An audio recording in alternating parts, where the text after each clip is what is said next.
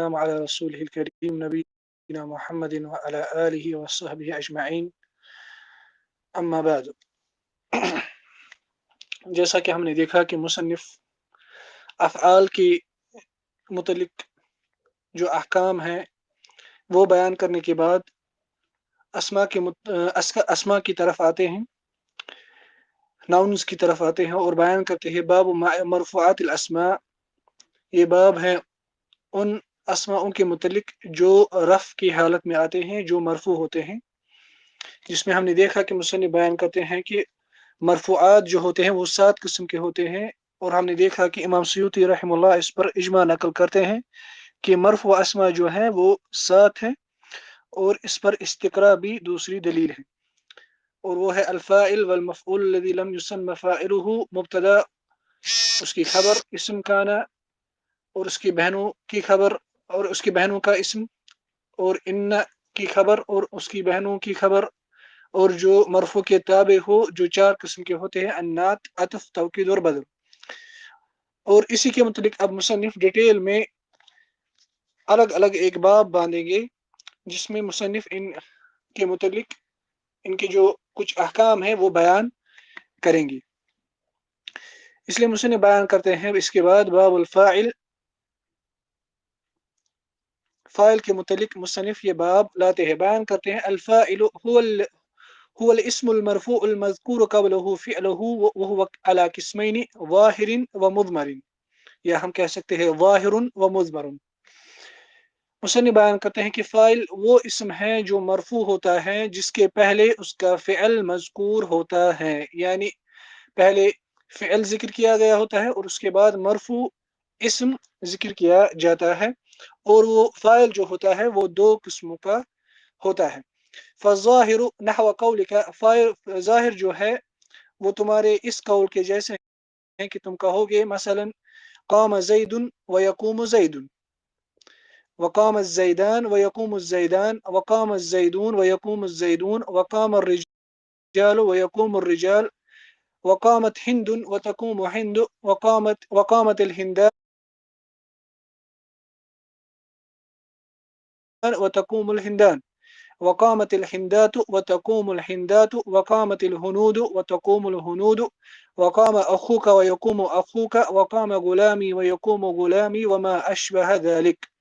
والمضمر 12، اور جو مضمر ہیں جو ضمائر کی صورت میں فاعل آتے ہیں وہ 12 ہیں. نحو قولک، وہ تمہاری اس مثال کی طرح، تمہارے اس کلام کی طرح ہے. ضربت وضربنا وضربت وضربت وضربتما وضربتم وضربتن وضرب وضربت وضربا وضربوا وضربنا. اچھا، مصنف فاعل کا باب لاتے ہیں اور کہتے ہیں کہ یہ وہ اسم ہے جو مرفوع ہوتا ہے جس کے پہلے اس کا فعل ذکر کیا گیا ہوتا ہے. یعنی مصنف فاعل کے متعلق کچھ بعض صفات بیان کرتے ہیں جس سے فاعل جو ہے وہ اسپیسیفائی ہو جاتا ہے کہ فاعل کسے کہتے ہیں. اور ان صفاتوں میں سے پہلے مصنف یہ بیان کرتے ہیں کہ وہ اسم ہوتا ہے، نمبر 2 وہ مرفوع ہوتا ہے، نمبر 3 اس کا جو فعل ہوتا ہے وہ اس کو پریسیڈ کرتا ہے، وہ اس سے پہلے ہوتا ہے. اس لیے فاعل جو ہے وہ اپنے فعل سے پہلے نہیں آئے گا. مثلا ہم کہیں گے قام زید، اس کے اعراب میں ہم کہیں گے قام جو ہے یہ فعل ماضی ہے اور زید اس کا فاعل مرفوع ہے وعلامۃ رفعہ الضمہ. اگر ہم کہیں گے مثلا زید قام، تو یہ جملہ فعلیہ نہیں رہے گا، یہ جملہ اسمیہ بن جائے گا، اور زید جو ہے وہ اس کا فاعل نہیں رہے گا، زید مبتدا بنے گا. اس لیے ہم اس کے اعراب میں کہیں گے زید قام، زید جو ہے وہ مبتدا ہے اور قام جو ہے وہ الگ جملہ فعلیہ ہے، جو جملہ فعلیہ اس کی خبر ہے.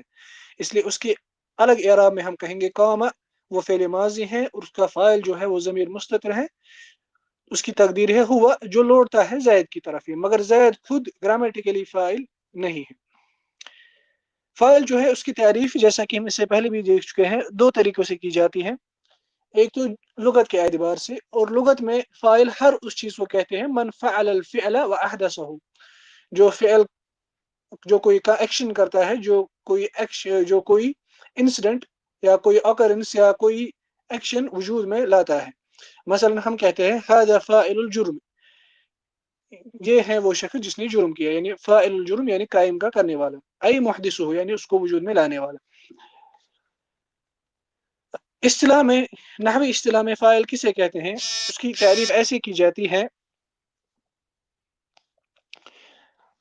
جیسے کہ شارح بیان کرتے ہیں، اسم صریح او معول مرفوع احدث الفعل او قام الفعل به، اسم صریح او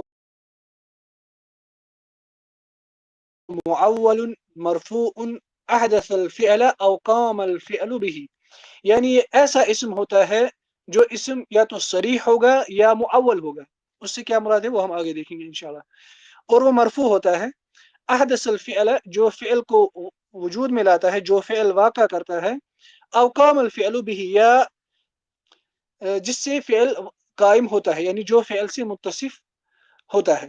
اچھا، یہ جو تعریف میں نے بیان کی، اس میں پہلے اشارے بیان کرتے ہیں کہ یہ اسم ہوتا ہے، یعنی فاعل جو ہوتا ہے وہ اسم ہوتا ہے، اس سے فعل اور حرف باہر نکلتا ہے۔ اس کے بعد بیان کرتے ہیں کہ یہ دو صورتوں پہ آتا ہے یہ اسم، یا تو صریح صورت میں آئے گا یا معول صورت میں آئے گا۔ صریح صورت سے کیا مراد ہے؟ صریح صورت سے یعنی کلیئر اسم، اس سے دو چیزیں مراد ہیں۔ نمبر ایک الاسماء الظاہرہ، جیسے ابن آجر روم بھی رحم اللہ بیان کرتے ہیں کہ وہ دو قسموں سے، جو فاعل جو ہوتا ہے وہ دو قسموں کا ہوتا ہے، جیسے مصنف بیان کرتے ہیں الفاعل هو الاسم المرفوع المذکور قبله فعله وهو على قسمين ظاہر ومضمر، اور صریح سے یہی مراد ہے کہ فاعل جو ہوتا ہے وہ دو صورتوں پہ آتا ہے۔ صریح صورت میں وہ یہ ہے کہ یا تو وہ ظاہر اسم ہوگا جیسے زید، عمر، یعنی جو پروناؤن نہیں ہوگا، اور ایسی قسم کا جو فاعل ہوگا یہ مرفوع بنایا جائے گا ضمہ سے اگر وہ مفرد ہوگا۔ اسی طرح اگر جمع مؤنث سالم ہوگا تب بھی وہ رفع کی اس کی حالت ضمہ ہوگی۔ اسی طرح اگر جمع تکسیر ہوگا اس حالت میں بھی اس کی رفع کی علامت جو ہوگی وہ ضمہ ہوگی۔ اب اگر جمع مذکر سالم ہوگا تب رفع کی حالت اس فاعل کی واو ہوگی۔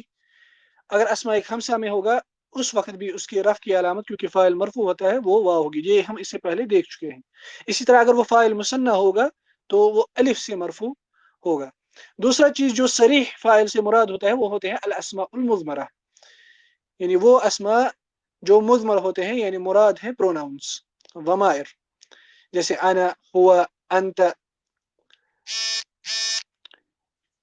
یا اسی طرح ضربت، فعلت،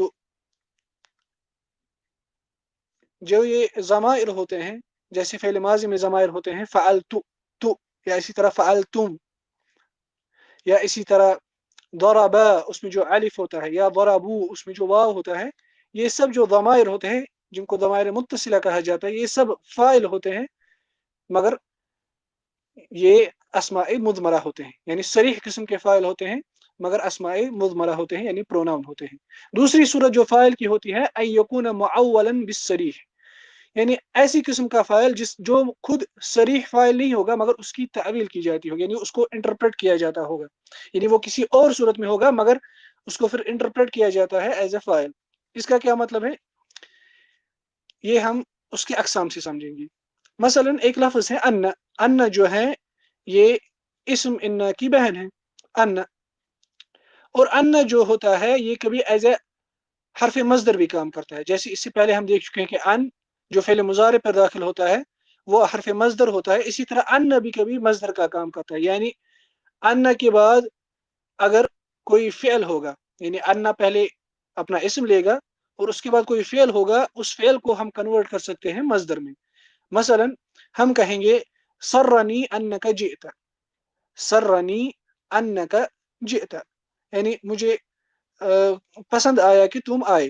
دیکھیے یہ جو جملہ ہے انک جئت، ہم اس کو تعویل کر سکتے ہیں مصدر میں، یعنی ہم اس کو مصدر میں کنورٹ کر سکتے ہیں اسی فعل کے جنس میں، جو یہ جئت ہے، جاء یجیء، جئت وانت جئت، اسی میں سے ہم اس کا مصدر نکالیں گے، اور وہ مصدر جو ہوگا پھر اس مصدر کا ویسا ہی اعراب ہوگا جیسے اس سے پہلے اس کا عامل ہوگا جو یہاں پہ ہے سرنی۔ مثلا سرنی انک جئت، ہم اس کی تعویل اس طرح کریں گے، ہم بولیں گے سرنی مجیئک، مجیئن یہ جو ہے یہ مصدر ہے جاء کا، جاء یجیء مجیئن، مجی جو ہے یہ مصدر ہے جاء کا، اس لیے ہم کہیں گے سرنی مجیء کا. اس لیے جو یہاں پہ جو جملہ ہے انک جئت، یہ فی محل رفع فاعل ہے سر کا، یعنی مجھے پسند آیا تمہارا آنا، یعنی تمہارے آنے نے مجھے خوش کر دیا. اس طرح ہم ترجمہ کریں گے، تمہارے آنے نے مجھے خوش کر دیا، یعنی خوش کس چیز نے کیا؟ تمہارے آنے نے. اس لیے ہم نے کہا سرنی مجیء کا. مجیء جو یہاں پہ ہے یہ اس کا فاعل ہے کس کا؟ سر کا، اور وہ مضاف ہے کا اس کا مضاف الیہ. یہ ہم نے کہاں سے لایا یہ مجیء کا؟ یہ ہم نے لایا انک جئت، سرنی انک جئت. اس لیے ہم اس کا اعراب کریں گے سر، یہ فعل ماضی ہے، نون اس میں نون الوقایہ ہے، یا اس میں مفعول بھی ہے، اور ان یہ حرف نصب اور مصدر ہیں کا، اس کا اسم ان ہے، جئتا جو ہے یہ اس کی خبر ان ہے، اور یہ سارا جملہ جو ہے اس کی تعویل ہم کریں گے مجیء کا. مجیء کا جو پھر مجیء جو ہے وہ اس کا فاعل بنے گا. اسی طرح ان جو ہے حرف مصدر ان، وہ بھی کبھی فاعل کی صورت میں آ سکتا ہے. مثلا ہم کہیں گے سرنی ان جئت یا محمد، سرنی ان جئت یا محمد. یہاں پہ جو یہ ان جئت ہے اس کو ہم مصدر میں کنورٹ کریں گے، ہم کہیں گے سرنی مجیءک یا محمد، سرنی مجیءک یا محمد. سو مجیء جو یہاں پہ ہے وہ فاعل ہے اور مضاف ہے کا مضاف الیہ ہے.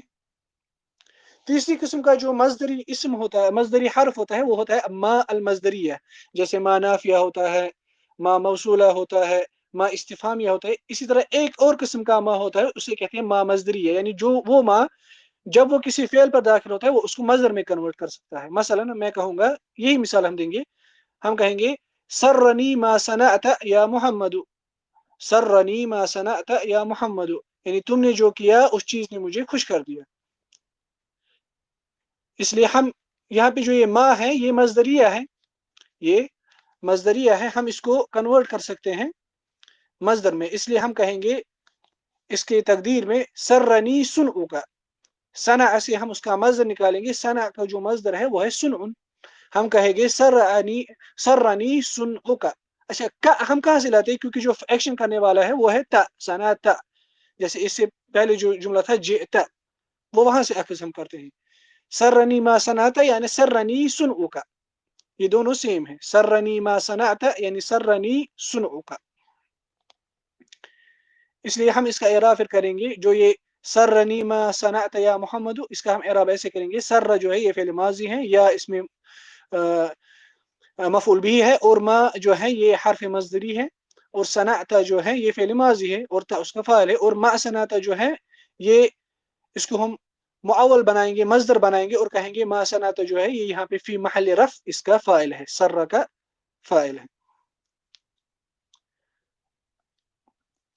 سو جو فاعل ہوتا ہے وہ یا تو صریح ہوگا، یعنی یا تو وہ ظاہر اسم ہوگا، یا وہ پروناؤن کی شکل میں ہوگا، یا وہ غیر صریح فاعل ہوگا، یعنی وہ کسی اور صورت میں ہوگا مگر پھر ہم اس کو تعویل کریں گے، ہم اس کو مصدر میں کنورٹ کریں گے، اور وہ مصدر جو ہوگا وہ اس سے پہلے جو فعل ہوگا اس کا فاعل ہوگا، اس کا فاعل ہوگا. تیسری قید جو فاعل کی ڈیفینیشن کے متعلق ہے وہ یہ ہے کہ فاعل جو ہے اس کے پہلے فعل آنا چاہیے، فاعل اپنی فعل کو مقدم نہیں آ سکتا، کیونکہ اگر وہ مقدم آ گیا تو وہ پھر مبتدا بنے گا، وہ پھر فاعل نہیں رہے گا. مثلا اگر ہم جاء زید کو زید جاء کہیں گے تو پھر وہ جملہ اس میں بنے گا، اور زید اس میں اس کا مبتدا بنے گا.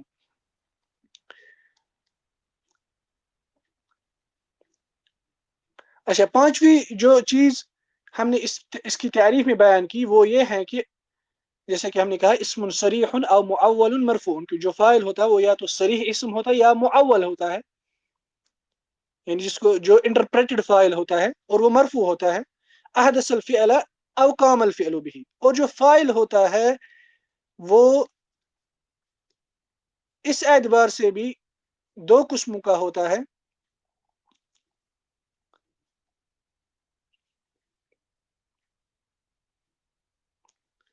کہ یا تو وہ خود ایکشن کرنے والا ہوگا، یا وہ ایسا اسم ہوگا جس سے کوئی ایکشن متصف ہو گئی.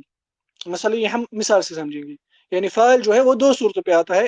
نمبر ایک ان یکون الفعل قائما بالفاعل، کہ جو فعل ہوگا وہ فاعل پہ قائم ہوگا، یعنی وہ فاعل اس سے متصف ہوگا، یعنی دوسرے الفاظوں میں وہ خود وہ ایکشن نہیں کرتا ہوگا لیکن وہ ایکشن اس سے متصف ہوگی، وہ انسان اس سے متصف ہوگا، وہ ان وہ انسان اس سے متصف ہوگا۔ جیسے ہم کہتے ہیں مات زید، ہم سب کو پتا ہے کہ انسان خود کو مارتا نہیں ہے لیکن موت اس پر واقع ہوتی ہے، یعنی وہ موت سے متصف ہو جاتا ہے، وہ موت سے متصف ہو جاتا ہے، یعنی موت اس پر قائم ہو جاتی ہے۔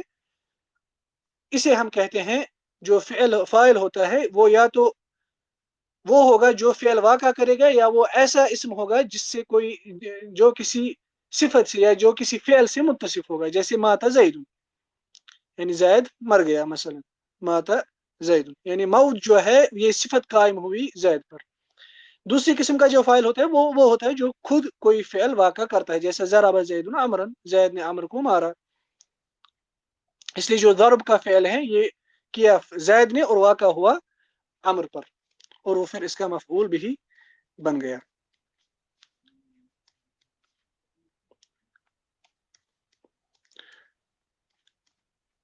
اچھا، اس کے بعد مصنف بیان کرتے ہیں قام زید، یعنی اب وہ مثالیں دیتے ہیں ظاہر فاعل کی اور مضمر فاعل کی۔ ظاہر فاعل کی ایک مثال جو مصنف دیتے ہیں وہ ہے قام زید، اس جملے میں جو فاعل ہے وہ ظاہر اسم ہے اور مفرد ہے، اور مفرد اسم جو ہوتا ہے وہ اس کی جو رفع کی علامت ہوتی ہے وہ مرفوع ہوتی ہے۔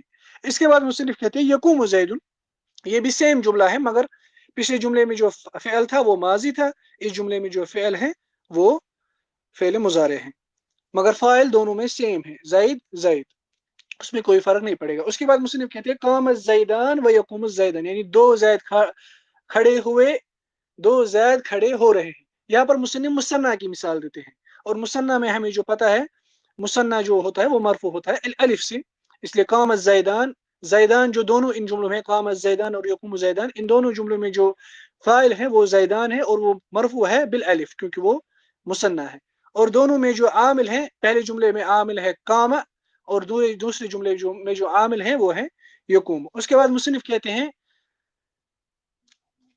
وَيَقُومُ الزَّيْدَانِ، یا مصنف کہتے ہیں قام الزیدون وَيَقُومُ الزَّيْدُون۔ اس کے بعد مصنف دیتے ہیں جمع مذکر سالم کی مثال، قام الزیدون یعنی بہت سے زید کھڑے ہو گئے، یا بہت سے زید کھڑے ہو رہے، یا مستقبل میں کھڑے ہوں گے۔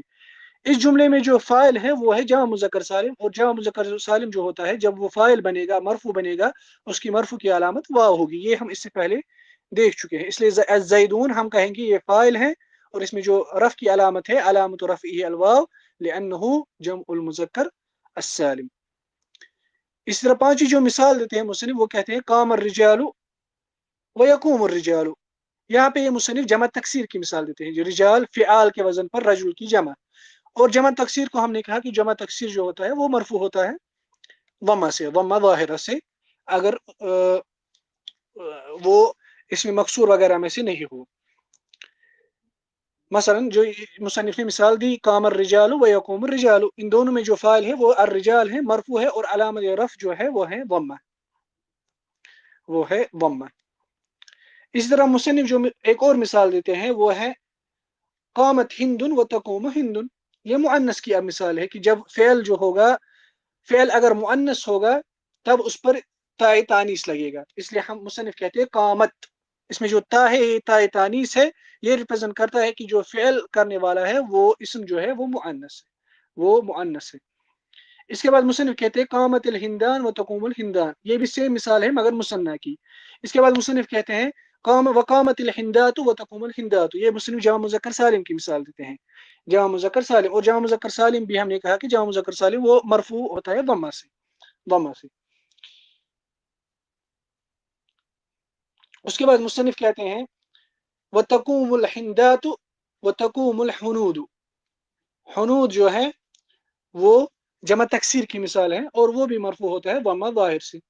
اس کے بعد مصنف کہتے ہیں وقام اخوک و یقوم اخوک، یہاں پر یہ مصنف اسماء خمسہ کی مثال دیتے ہیں، اور اسماء خمسہ جیسے کہ ہمیں پتا ہے کہ وہ مرفوع ہوتا ہے واو سے، اور یہ دو مثالیں اسی کی، ہم کہیں گے اس میں اخوک، اخو جو ہے یہ مضاف ہے، فاعل ہے، مرفوع ہے بالواو، اور کا جو ہے اس میں وہ مضاف इलैह है। उसके बाद मुसन्निफ कहते हैं वक़ाम गुलामी व यक़ूम गुलामी। यहाँ पर जो है ये मिसाल दी है मुसन्निफ ने, जब कोई इस्म जो होगा उसको इजाफत की जाएगी या मुतकल्लिम की तरफ। हम इससे पहले देख चुके हैं, अगर आपको याद हो कि एराबी तकदीरी की जो तकदीरी एराब होता है उसका एक सबब होता है अलमुनासबा। अलमुनासबा यानी किसी इस्म का एराब तकदीरी होता है, उसकी वजह ये होता है कि वो इस्म जो होता है, वो कलमा जो होता है वो मशगूल होता है किसी मुनासिब हरकत की वजह से। वो मुनासिब हरकत कौन होती है? वो होती है कसरा। वो किस वजह से आती है? वो या की वजह से। जैसे मुसन्निफ यहाँ पे कहते हैं काम गुलामी, हम इसके एराब में कहेंगे काम फेल माजी, गुलामी ये मुजाफ है, मरफू है, मगर वह अलामत रफ़ ही दम्मतुम मुक़द्दरा, और इसमें जो रफ़ की अलामत है वो मुक़द्दर दम्मा है। क्यों? क्योंकि गुलाम जो यहाँ पे है इस पे कसरा लगी है, किस वजह से? मुनासिब हरकत लगी है, क्योंकि इसके बाद इस या मुतकल्लिम इसके साथ जुड़ा है। इसलिए काम गुलामी, मीम पर जो एक कसरा है ये मरफू की अलामत नहीं है, ये एराब की अलामत नहीं है, बल्कि ये या की वजह से है। इसलिए मीम पर जो अलामत असली एराब की है वो है दम्मा मुक़द्दरा। क्यों मुकद्दरा है? क्योंकि लिअन्नहु मशगूलुन बिलहरकतिल मुनासिबा, क्योंकि वो मुनासिब हरकत के साथ मशगूल है, जो मुनासिब हरकत लगी है या की वजह से। और सेम है दूसरे एग्जांपल में भी, यकूमु गुलामी, यकूमु गुलामी।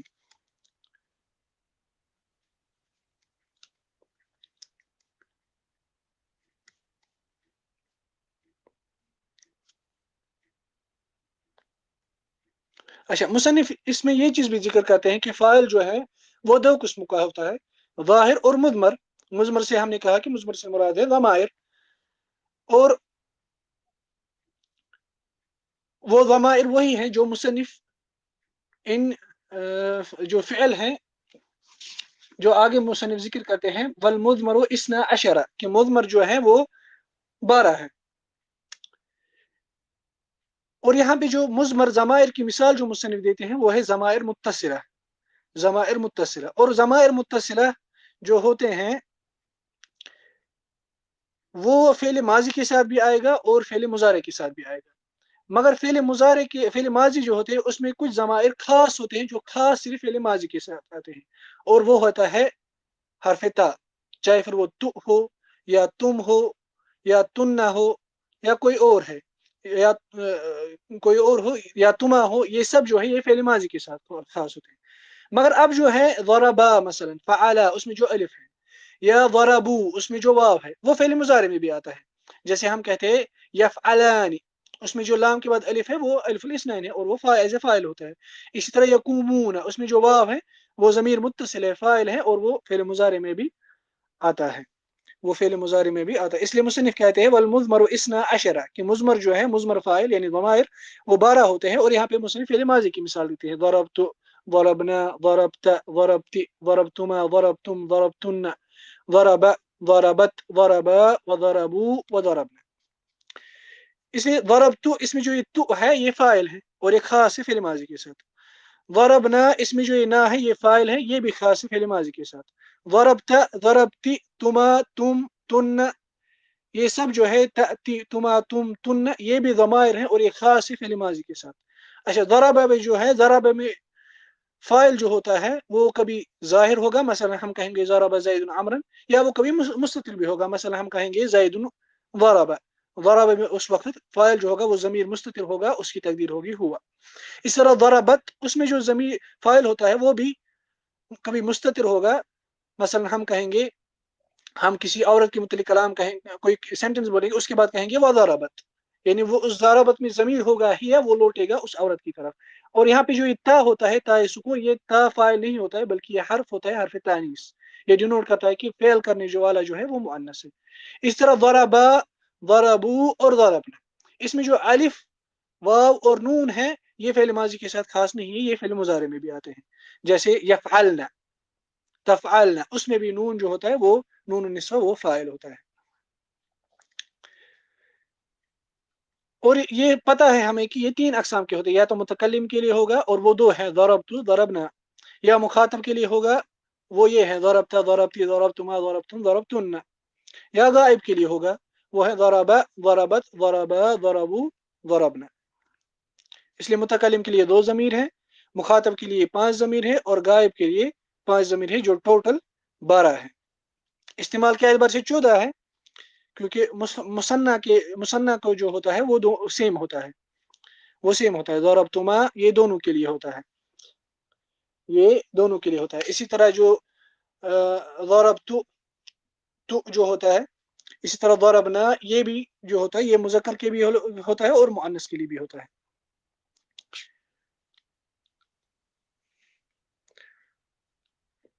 اچھا، جو مصنف یہاں پہ کہتے ہیں ضربت، ہم اس کا اعراب کیسے کریں گے؟ ہم کہیں گے ضرب یہ فعل ماضی ہے، یا تو کہیں گے مبنی علی السکون یا کہیں گے مبنی علی الفتح المقدرہ. جیسے کہ ہم اس سے پہلے کہہ چکے ہیں کہ فعل ماضی جو ہوتا ہے وہ مبنی ہوتا ہے، اور مبنی کی کیا کیا صورتیں ہوتی ہیں وہ ہم اس سے پہلے ذکر کر چکے ہیں. تو جو ہے ہم اس کے اعراب میں کہیں گے تو یہ ضمیر متکلم ہے واحد کے لیے، اور یہ فاعل ہے مبنی علی الضم، کیونکہ ضمائر جو ہوتے ہیں وہ سارے مبنی ہوتے ہیں کیونکہ وہ حروف ہوتے ہیں. یا ہم کہیں گے جو چاہے وہ حروف یا کوئی اور ہے، کوئی اور ہو، جو ضمائر ہوتے ہیں حروف نہیں ہوتے ہیں، ضمائر جو ہوتے ہیں وہ اسما ہوتے ہیں لیکن وہ مبنی ہوتے ہیں. ہم کہیں گے فاعل جو یہاں پر ہے تو وہ فاعل ہے مبنی علی الضم فی محل رفع، مگر وہ رفع کی جگہ پہ ہے، یعنی کیونکہ وہ فاعل ہے. اسی طرح جو باقی ضمائر بھی ہیں وہ بھی مبنی ہیں فی محل رفع. جو باقی ضمائر ہیں ضربت، ضربتما، ضربتم، یہ سارے جو ہیں ان میں جو فاعل ہیں یہ سب فاعل ہیں مبنی علی الضم یا مبنی علی الفتح یا مبنی علی الکسرہ فی محل رفع، فی محل رفع.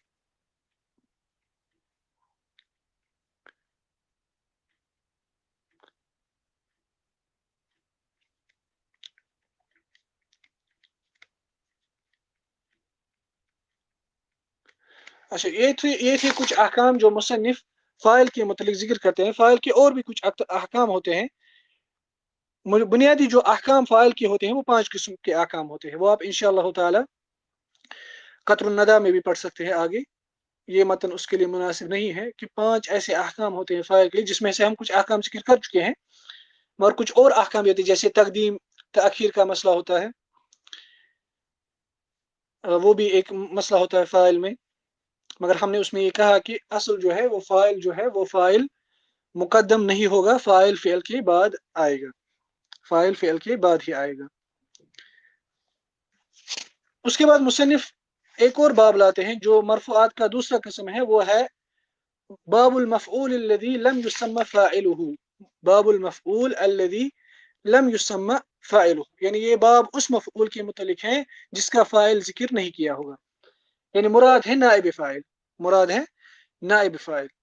نائب فاعل کسے کہتے ہیں؟ یا مفعول الذي لم يسمى فاعله کسے کہتے ہیں؟ هو مصنف بیان کرتے ہیں هو الاسم المرفوع الذي لم يذكر معه فاعله، کہ یہ ایسا مرفوع اسم ہوتا ہے جس کے ساتھ اس کا حقیقی فاعل جو ہوتا ہے وہ ذکر نہیں کیا گیا ہوتا ہے. یعنی دوسرے الفاظوں میں یہ اصل میں مفعول بھی ہوتا ہے لیکن اس کا فاعل جو ہوتا ہے وہ حذف کیا جاتا ہے، وہ ذکر نہیں کیا جاتا ہے، اور وہ مفعول بھی پھر فاعل کی جگہ لیتا ہے اور وہ اسی کا اعراب ایکسپٹ کرتا ہے. یعنی جو جملہ فعلیہ ہوگا، جملہ فعلیہ کبھی فعل، فاعل اور مفعول بھی سے بنا ہوگا. جیسے ہم کہیں گے قطع محمود الغصن، کہ محمود نے پیڑ کی ایک شاخ کاٹی. یا مثلا ہم کہیں گے حفظ خلیل الدرس، کہ خلیل نے درس یاد کیا. حفظ یہ فعل ہے، خلیل فاعل ہے، الدرس مفعول بھی ہے. مگر جو کلام کرنے والا ہوگا یا جملہ لکھنے والا ہوگا وہ کبھی فاعل کو حذف کرے گا، اس کو ذکر نہیں کرے گا، بلکہ وہ اکتفا کرے گا ڈائریکٹ فعل اور مفعول پر. مگر جو ہی وہ فاعل حذف کرے گا، اس کو ذکر نہیں کرے گا، تب ہمیں فعل کی جو صورت ہے، ایک تو وہ فعل کی صورت بھی تبدیل کرنی ہوگی، اور مفعول کا جو پھر اعراب ہوگا وہ پھر مفعول بھی نہیں رہے گا. ہم پھر اس کو کہیں گے نائب فاعل، یا ہم اس کو کہیں گے المفعول الذي لم يسمى فاعله، المفعول الذي لم يسمى فاعله. اور دوسری چیز اس میں یہ ہوگی کہ مفعول بھی اصل میں منصوب ہوتا ہے، مگر جو ہی فاعل حذف ہو گیا اور مفعول بھی نے اس کی جگہ لے لی، جس کی وجہ سے پھر اس کو نائب فاعل کہا جاتا ہے، یعنی فاعل کا نائب، پھر وہ فاعل کا اعراب ہی ایکسپٹ کرے گا، یعنی وہ پھر مرفوع بنے گا، اور وہ پھر فاعل کے احکام پکڑے گا، جن میں سے ہم نے ایک حکم یہ دیکھا کہ وہ فعل سے مؤخر ہونا چاہیے، یعنی فعل ذکر ہونا چاہیے پھر فاعل ذکر ہونا چاہیے. اس لیے مصنف کہتے ہیں فَإِنْ كَانَ الْفِعْلُ مَاضِيًا، کہ اگر فعل ماضی ہوگا ضُمَّ أَوَّلُهُ وَكُسِرَ مَا قَبْلَ آخِرِهِ، یعنی وہ فعل جس کا فاعل حذف کیا جائے گا وہ فعل اب اپنی صورت پہ نہیں رہے گا بلکہ اس کی صورت اب تبدیل ہو جائے گی، یعنی مراد ہے حرکات میں تبدیلی آ جائے گی۔ وہ کیسے آ جائے گی؟ بیان کرتے ہیں کہ اگر فعل ماضی ہوا تو اس کا جو پہلا حرف ہوگا اس کو ضمہ دیا جائے گا، اور جو آخری حرف سے پہلا حرف ہوگا اس کو کسرہ دیا جائے گا۔ مثلا ہم کہیں گے، جو ہم نے اس سے پہلے ایک جملہ کہا قطع محمود الغصن، اگر ہم محمود کو حذف کریں گے ہم کہیں گے قطع الغصن، قطع الغصن، یعنی پہلے ہم نے قاف فا کلمہ پر ضمہ دیا، اور عین سے پہلے جو کلمہ ہے یعنی لاسٹ حرف سے جو پہلے کلمہ ہے طا، اس پر کسرہ دے دی، ہم نے کہا قطع، یعنی کاٹا گیا۔ کس نے کاٹا وہ پتہ نہیں، کاٹا گیا۔ قطع الغصن، دیکھیے دو جملے آپ اس پر غور کریں، قطع محمود الغصن، الغصن اس سے پہلے مفعول بھی تھا کیونکہ محمود ذکر کیا گیا تھا، لیکن جو ہی ہم نے محمود حذف کیا غصن نے محمود کی جگہ لے لی، اب بن گئے قطع الغصن، نائب فاعل اب مرفوع بن گیا، نائب فاعل اب مرفوع بن گیا۔ یا اسی طرح ہم نے جو ایک اور جملہ کہا حفظ خلیل الدرس، اس میں ہم کہیں گے حفظ الدرس، درس حفظ کیا گیا، کس نے کیا پتہ نہیں۔ یا مثلا ہم کبھی سنتے ہیں کہ چوری کی گئی، پھر ہم اپنے دوستوں کے کہتے ہیں کہ سرق المتاع، یعنی گھر میں جو سامان تھا وہ چوری کیا گیا، کس نے کیا پتہ نہیں ہوتا، سرق المتاع۔ یا مثلا ہم کہیں گے، یا ضروری نہیں کہ پتہ نہیں ہوگا انسان کو، کبھی انسان کو پتہ ہوتا ہے لیکن وہ جان بوجھ کر اس کا نام نہیں لیتا ہے، اس کے اغراض ہوتے ہیں کہ فاعل کو کیوں حذف کیا جاتا ہے، وہ بلاغت کا مسئلہ ہے، وہ نحو کا مسئلہ نہیں ہے، لیکن ہمیشہ یہ مقصد، یہ سبب نہیں ہوتا ہے کہ فاعل اس لیے ذکر نہیں کیا جاتا کیونکہ اس کے متعلق جہل ہے، نہیں، یہ نہیں ہوتا ہے۔ مثلا اگر ہم کہیں گے جملہ خلق السماوات والارض، مثلا خلق السماوات والارض، آسمان اور زمین پیدا کیے گئے، ہمیں فاعل کے متعلق، خالق کے متعلق جہل نہیں ہے، مگر یہ کبھی ایسے استعمال کیا جاتا ہے کیونکہ یعنی ہمیں پتہ ہے وہ اللہ تعالی ہے، لیکن السماوات یہاں پہ ایز اے نائب فاعل آئے گا۔ مثلا اسی طرح ہم کہیں گے اعتقل العالم الفلان من البلد الفلانی، مثلا کہ فلان عالم جو ہے اس کو اریسٹ کیا گیا فلان شہر سے، ضروری نہیں ہے کہ ہمیں پتہ نہیں ہوگا کس نے اریسٹ کیا، ہمیں پتہ ہوگا کس نے اریسٹ کیا ہوگا۔ مثلا ہم کہیں گے اعتقل سلطات السعودیہ العالم الفلانی، اصل میں جملہ ایسا ہے کہ سعودی اتھارٹیز نے کسی عالم کو اریسٹ کیا، لیکن ہم سعودی اتھارٹیز کو حذف کریں گے، ہم کہیں گے اعتقل، یعنی اریسٹ کیا گیا، اعتقل، افتعل، یعنی پہلے حرف کو ہم ضمہ دیں گے اور لاسٹ سے پہلے والا جو حرف ہے اس کو کسرہ دیں، اعتقل، اعتقل، اعتقل العالم الفلانی، اس لیے ہم اس کے اعراب میں کہیں گے اعتقل، یہ فاعل ہے، فعل ہے، پہلے ماضی ہے مگر مجہول صیغے پر، اور العالم الفلانی، العالم جو ہے وہ اس کا نائب فاعل ہے۔ اسی طرح اگر اب فعل مضارع ہوگا اس کے متعلق مصنف بیان کرتے ہیں وَإِنْ كَانَ مُضَارِعًا، اگر وہ مضارع ہوگا ضم اولہ وفتح ما قبل آخرہ، اس فعل مضارع کے پہلے حرف کو ضمہ دیا جائے گا، اور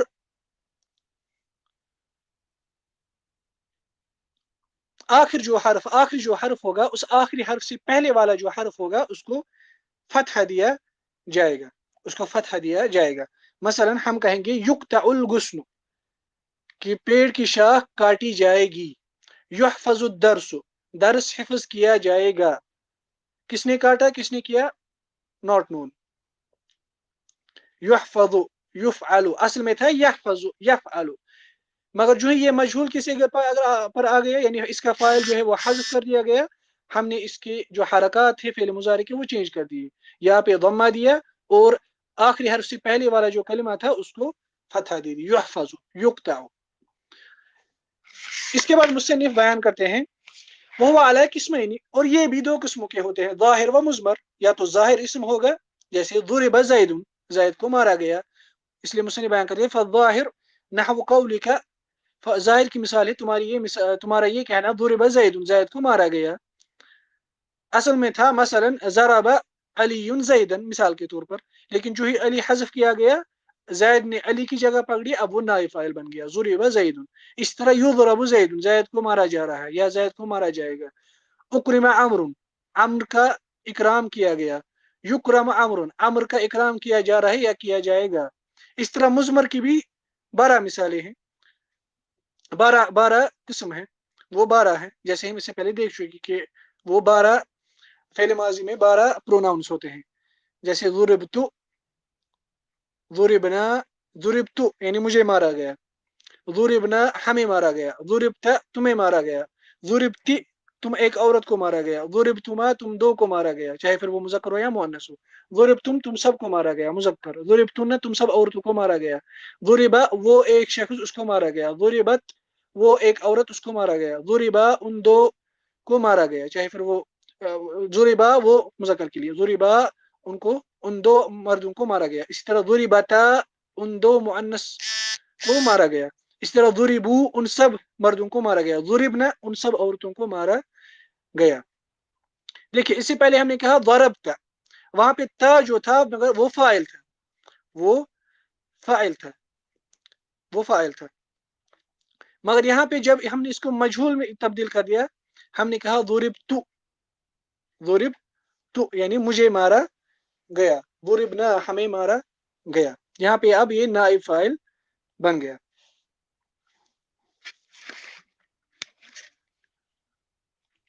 اس کے بعد مصنف جو ہے وہ مبتدا اور خبر کا باب لاتے ہیں، جو ہم انشاءاللہ تعالی کل پڑھیں گے۔ جو شرح تھا، جو ہمارے مد نظر تھا اصل میں عبد الرحمن آل الشیخ کا، انہوں نے شاید ان کا جو نسخہ ہے جس پر انہوں نے شرح کیا، تو ان کے نسخے میں یہ باب موجود نہیں ہے، یا وہ بھول چکے ہوں گے، واللہ عالم کیا مسئلہ ہے ان کی شرح میں، یا آگے مت کہیں ذکر کیا ہوگا لیکن مجھے دکھائی نہیں دیا، لیکن ان کی شرح میں اس کے متعلق کوئی تفصیل موجود نہیں ہے۔ بہرحال ہم نے یہ پڑھ لیا، اگر آپ کو مزید اس میں کوئی تفصیل یا کوئی شرح پڑھنی ہوگی تو تحفۃ السنیہ میں اس کے متعلق تھوڑی بہت تعلیقات موجود ہیں، آپ اس میں بھی چیک کر سکتے ہیں۔ اللہ تعالیٰ سے دعا ہے کہ اللہ تعالیٰ ہمیں مزید علم حاصل کرنے کی توفیق دے، ہمارے عمل میں برکت کرے، اور ہمیں اسلام پر ہمیں موت عطا کرے، ایمان کی حالت میں ہمیں اس دنیا سے لے جائے، اور ہمیں تمام فتنوں سے محفوظ رکھے۔ وصلی اللہ تعالی علی خیر خلق محمد وعلی آلہ وصحبہ وسلم، والسلام علیکم ورحمۃ اللہ وبرکاتہ۔